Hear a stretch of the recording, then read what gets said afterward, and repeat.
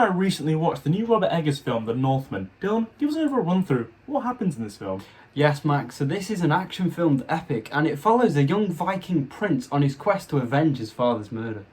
To start off with here, guys, the positives, Robert Eggers did an amazing job with this film. Personally, I really like his previous films, such as The Lighthouse and The Witch. We like his films, don't we? Yeah. And when I heard he was directing this, I was really excited, but one thing did surprise me, actually, was that the first action scene in this film, it's all shot with one single take, and I thought this was amazing. But like the other films, The Lighthouse and The Witch, they aren't action films. So when we saw this, it showed us something that Robert hasn't really done before. I thought it was really good. Good. I was also very fond of this scene. I especially thought it was really cool of how it starts off with the people attacking him. They throw like a spear, and then he catches it and he throws it right back at him. This was incredible.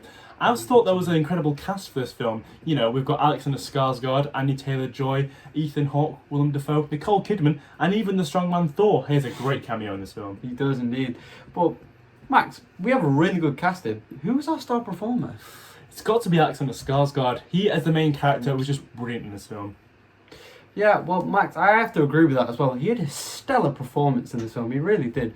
But I really liked the musical score in this film. It was composed by a guy named The Vessel, and he's an Englishman, and he's actually born in the north of England. So, Max, do you think he's the Northman? Maybe, Dylan, maybe.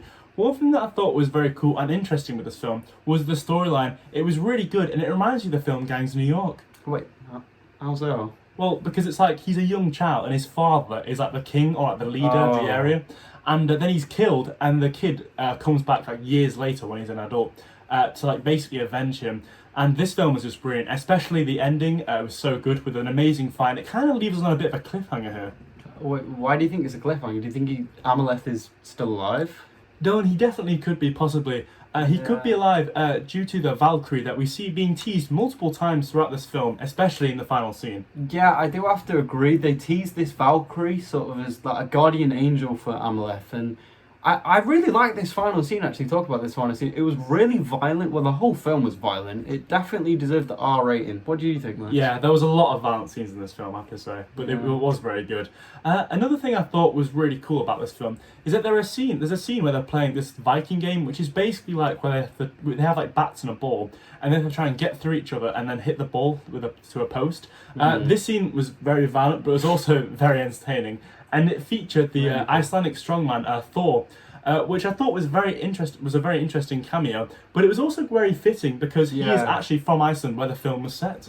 Well, yeah, you put it there well, Max. Very fitting indeed. But guys, there was another cameo in this film, Ralph Inson. If you guys like sort of, if this name rings a bell, it's because he's been in other Robert Eggers films, such as The Witch. And this kind of shows that they're either really good friends or they're just like working together in real life. And they worked well. Yeah. Guys, we did enjoy this film, but now moving on to the negatives. One thing I think of straight away with this film, it was a bit strange at the start. There's a scene with Ethan Hawke, Willem Dafoe, and young Amaleth, where they're pretending to be dogs and they're doing some like weird Viking ritual. This is just very strange and kind of confusing. And I even whispered to Dylan in the cinema when we watched them, it's like, what is going on? And at some point in the film, and obviously throughout the film, it got a lot better, but the start wasn't too impressive. Yeah, it really wasn't, but obviously the film had a bit of a slight rocky start because as we said before, this film was a star-studded cast, but they used two gems really incorrectly because they had Ethan Hawke and Willem Dafoe, and they just barely used it. They got barely any screen time because the film sort of has like a time jump between the sequence of characters getting older, and these characters are actually died, and we never see them again. So I think they could have done a bit more. Yeah. Only one more thing I can really think of that they probably could have infused. They could have done better with this film is obviously that this film was set at a different time and even in a different country. And there's just some parts of this film which is quite confusing with the language and even the traditions. So they're a bit hard to understand, I'd have to say. Yeah, because they speak Icelandic. Don't they? It's really strange. But as you guys can see, we really did enjoy this film. But Max, what would we give this film out of 10? I'd have to say probably an 8.5 to a 9 out of 10. It was very good, and I would recommend you guys to watch it if you haven't seen it already. I'd have to agree with you there, Max. But guys, as you can see, there were positives and negatives. But what did you guys think of The Northman? Let us know down below. And we'll see you guys later. Goodbye!